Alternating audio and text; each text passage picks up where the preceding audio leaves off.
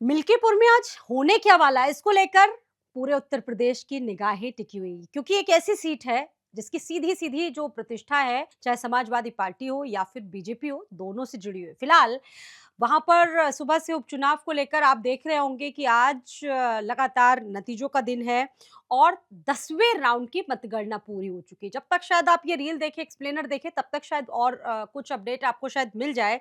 लेकिन फिलहाल बड़ी अपडेट ये है कि यहाँ से बीजेपी के चंद्रभान पासवान, जो कि प्रत्याशी है बीजेपी के, वो आगे निकलते हुए नजर आ रहे हैं। लेकिन समाजवादी पार्टी के कैंडिडेट अजीत पीछे नजर आ रहे हैं। फिलहाल मिल्कीपुर का समीकरण आपने देखा कि कितना अलग तरीके के था, बहुत सारे मुद्दे इसमें उठाए गए। समाजवादी पार्टी ने पूरी तरह से प्रतिष्ठा से जोड़कर देखा और कुल मिला के दोनों दोनों दलों की तरफ से जमकर जोर आजमाइश की गई। अब किसकी जोर आजमाइश मिल्कीपुर की जनता को पसंद आती है, क्योंकि बीजेपी बार बार ये कहती नजर आ रही है कि ये जो चुनाव है, इस बार जो जनता है वो प्रायश्चित करेगी। अब प्रायश्चित किस बात को लेकर करेगी, वो भी हम आपको जरा बता देते हैं। आपको इसके लिए थोड़ा सा फ्लैशबैक में जाना होगा। फ्लैशबैक में क्यों जाना होगा, ये भी जरा जान लीजिए। क्योंकि 2024 का चुनाव आपने देखा और वहां ये माना जा रहा था कि बीजेपी जीतेगी जरूर, क्योंकि 2024 में लोकसभा चुनाव से पहले राम मंदिर का वहां पर निर्माण हुआ और बहुत अच्छी तरीके से बीजेपी ने इसकी प्राण प्रतिष्ठा करवाई। फिर ये माना गया कि बीजेपी ही शायद जीतेगी, लेकिन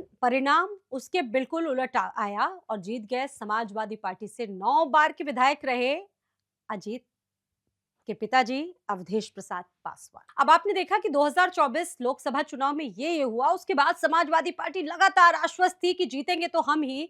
और आपने देखा भी होगा कि लोकसभा चुनाव के दौरान और साथ ही साथ उसके बाद जब वो संसद में भी बैठे, तो अवधेश प्रसाद को अपने साथ वो बैठाते रहे और ये माना गया कि उत्तर प्रदेश में वो एक बड़े नेता बन चुके हैं। अवधेश प्रसाद को एक बड़े नेता का खत भी मिल गया और वो लगातार, आपने देखा होगा चुनाव में जिस तरीके से कैंपेनिंग हुई, वो रोते नजर आए। उन्होंने साथ ही साथ हनुमान चालीसा पढ़ी। बहुत सारी ऐसी चीजें हैं जो इस चुनाव में निकल कर आई। लेकिन आज जनता के जनादेश की बारी है। जनता ने किसका साथ दिया है, क्योंकि समाजवादी पार्टी ने आरोप ये भी लगाए कि बहुत ज्यादा बूथ कैप्चरिंग हुई, बहुत बूथों में बूथ कैप्चरिंग हुई। लगभग 500 शिकायतें की गई समाजवादी पार्टी की तरफ से, लेकिन उन शिकायतों पर किसी भी तरह से चुनाव आयोग ने अमल नहीं किया। अखिलेश यादव ने तो यहां तक आरोप लगा दिए कि ये जो चुनाव आयोग है वो मर चुका है।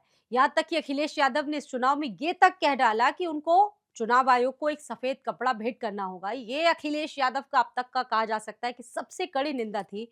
फिलहाल अब ये भी आकलन लगाया गया बीजेपी की तरफ से कि अखिलेश यादव को शायद आभास हो चुका था कि हार उनकी हो सकती है। फिलहाल अभी नतीजों को लेकर कहा जा सकता है कि थोड़ा इंतजार करना होगा। लेकिन अभी जो शुरुआती हवा चली है उसमें ये हवा बीजेपी के पक्ष में जाती हुई नजर आ रही है। आप इसको किस तरीके से देख रहे हैं? समाजवादी पार्टी जीतने जा रही है या बीजेपी जीतने जा रही है? हमें कमेंट बॉक्स में जरूर बताएं।